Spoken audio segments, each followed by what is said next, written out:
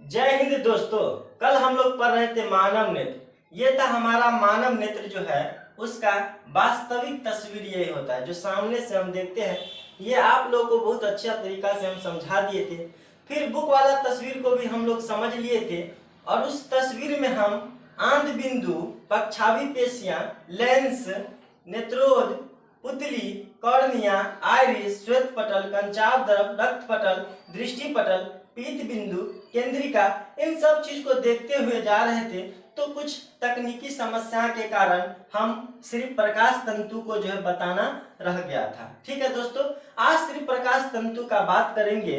तो दोस्तों देखिए, पहली बात, नेत्र में प्रतिबिंब कहाँ पे बनता है? तो रेटिना पे या दृष्टि पटल पे बनता है। सबसे साफ साफ प्रतिबिंब पूछेगा कहाँ पे बनता है? तो पीत बिंदु पर। आज जब आप किसी चीज को एकदम गौर से देखिएगा, यदि हम आपको बोलेंगे अभी कि इस मार्कर को बहुत गौर से देखिए, तो आपका नजर जो है इस मार्कर के इस पॉइंट पे रहेगा तो पैनी नजर बनेगा कहाँ पे दोस्तों? केंद्रिका गर्त में। एग्जाम में पूछता है कि सबसे पैनी नजर के लिए कहाँ पे प्रतिबिंब बनेगा? तो केंद्रिका गर्त में। और सबसे साफ साफ प्रतिबिंब कहाँ पे बनेगा? तो पीत बिंदु पर। और सिर्फ प्रतिबिंब पूछे कहाँ पर बनेगा? तो रेटिना पर।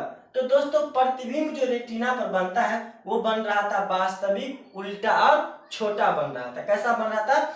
वास्तविक और उल्टा और छोटा। इस प्रतिबिंब को ये जो प्रकाश तंतु है ये कहाँ ले जाता है?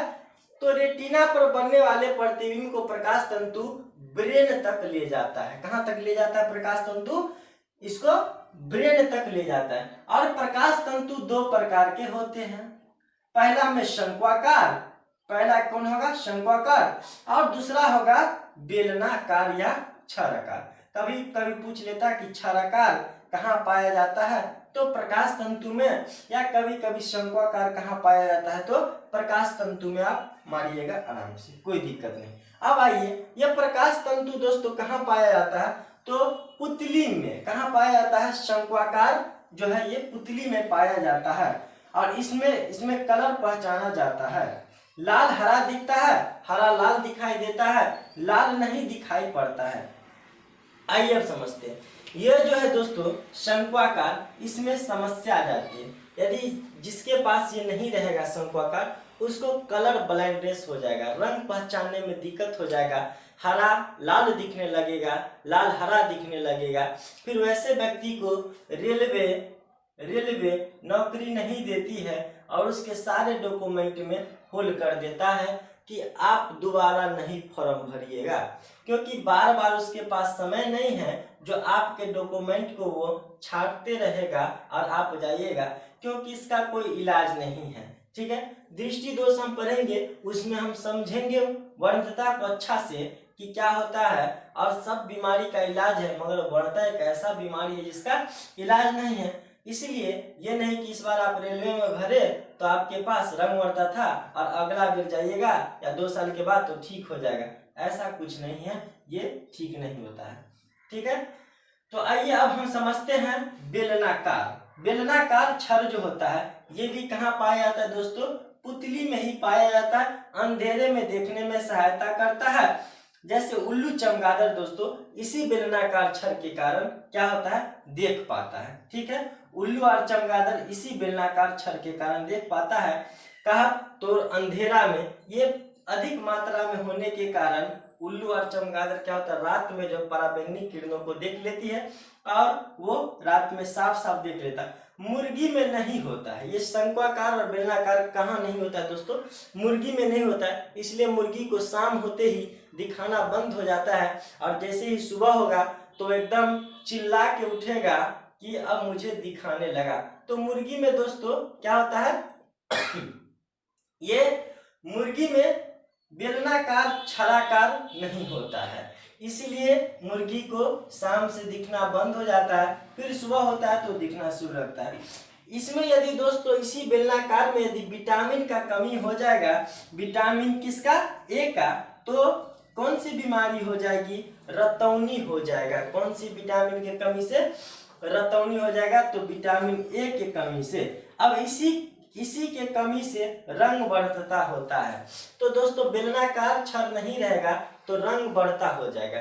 ये है एक अनुवांशिक बीमारी, अनुवांशिक बीमारी है। कौन सा बीमारी है दोस्तों? अनुवांशिक बीमारी है ये, ठीक है।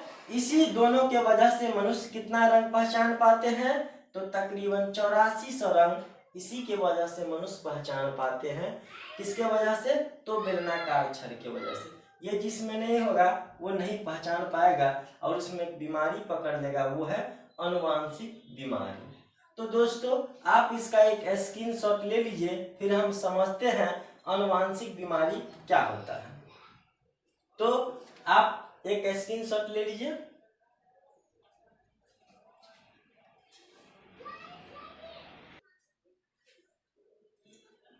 तो समझ गए आप लोग, जिसमें दो चीज कमी हो जाएगा, शंक्वाकार और बेलनाकार, उसे कौन सी बीमारी पकड़ लेगा?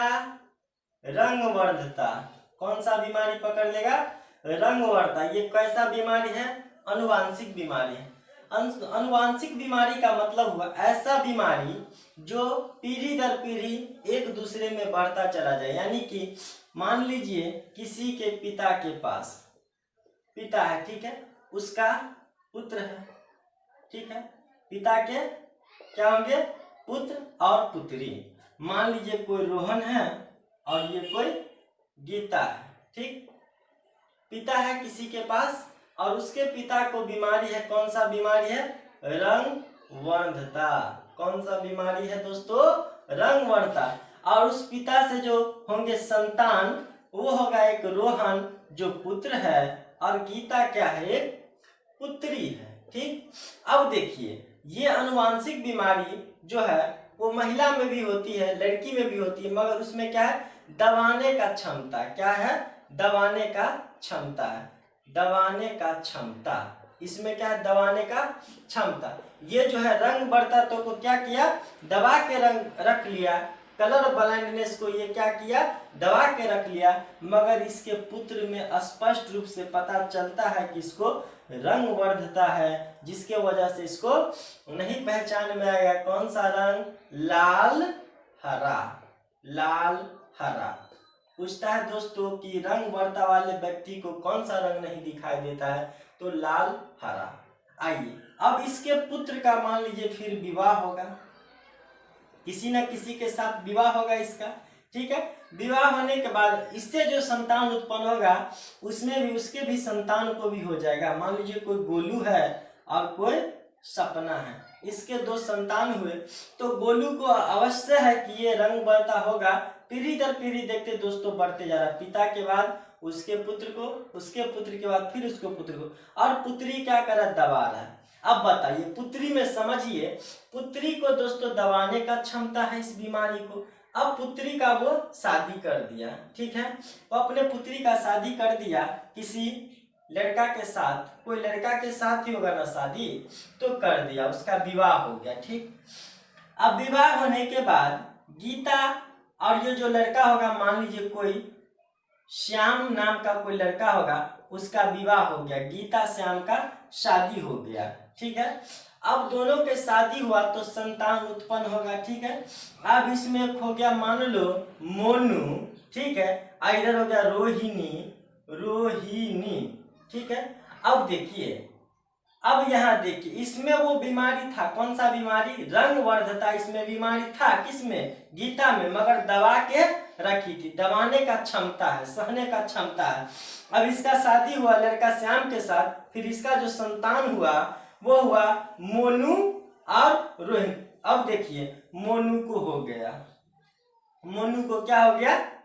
कौन सा बीमारी हो गया? मोनू को अब हो गया रंगवर्धता, जबकि इसके पिता के पास तो नहीं था, तो आया कहाँ से? अब इसकी सासू पूछेगी कि तुमको ये बीमारी कहाँ से आया, तो पता चल गया ये जो था ये कोई पिता रहा होगा एक्स, यहीं से बीमारी क्या हो रहा है?